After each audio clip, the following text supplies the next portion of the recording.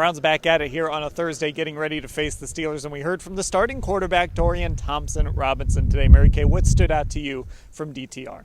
Well, he emphasized again that it's going to be night and day for him since he went out there and played against the Baltimore Ravens. They lost that game 28-3. He was overwhelmed. He admitted today that he hadn't studied hard enough that week, that he wasn't prepared to really go out there, and that if coach had asked him to recite something that week, he wouldn't have been able to do it. But now he can. So he learned some hard lessons by that first game. He's put those behind him, and he feels ready to go. And he was sitting at his locker today after we talked to him, looking over some of the play sheets and things like that. So there we go. Perfect timing there for Dorian. Ashley, look, of course, there's no sugarcoating it. That first start was a disaster, but it seems like everyone, Alex Van Pelt, Kevin Stefanski, they're all banking on this idea that a full week is going to help DTR.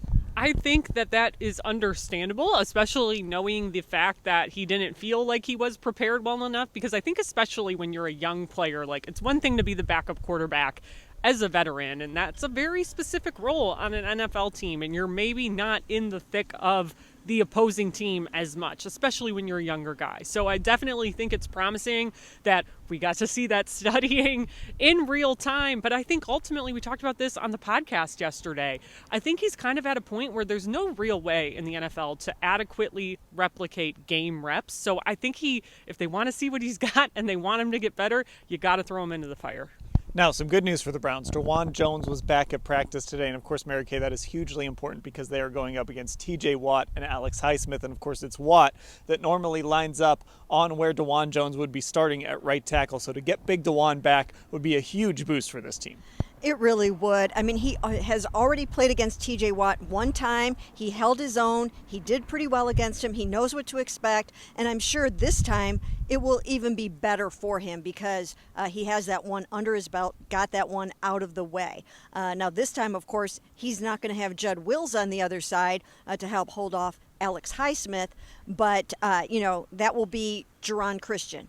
But just having Dwan back, I think, will be so beneficial for the Browns and especially for DTR. And it's going to help, too, because, look, Ashley, when you have Bill Callahan, he can figure things out, but it's much easier for him when he knows he has at least one of his starting tackles. Sure, and I mean, if they need to play a Geron Christian, for example, he's a guy who was familiar with Bill Callahan before he got here, even though, like Joel Bitonio said, he came to this team off the street, basically, a couple weeks ago without a job, and now suddenly was starting a football game for them.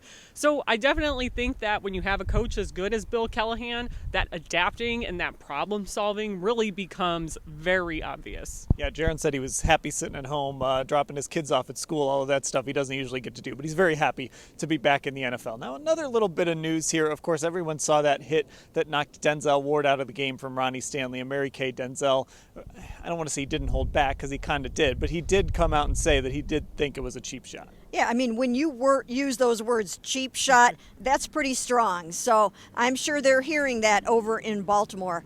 And, we will find out on Saturday if Ronnie Stanley got fined for that hit. It was a blindside block. He smashed Denzel head to head. And we know that Denzel got knocked out for the rest of the game.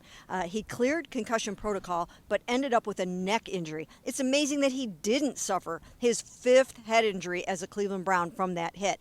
But he says he didn't. He feels fine heading into this game. He feels a lot better. And, some teammates backed him up. Grant Delpit agreed.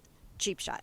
Yeah, I mean, when watching that replay, Ashley, it's hard to look at it and say that was just a good, clean hit from Ronnie Stanley. He was clearly going in there, and I can understand why Browns players and coaches are watching that thinking maybe it was a cheap shot. Yeah, I definitely don't blame them, and especially because I think it maybe makes it easier for opponents to pull those kind of hits on a player that's as physical as Denzel Ward is. You're maybe able to disguise it slightly better, but Grant Delpit today talked about, a play like that kind of shows why you understand how some of these defensive players are like, we need to make this league a little bit safer for DBs especially and protect them in situations like that. Okay, Steelers week. It's still going on. That game is getting closer. We're going to cover it all at cleveland.com/Browns.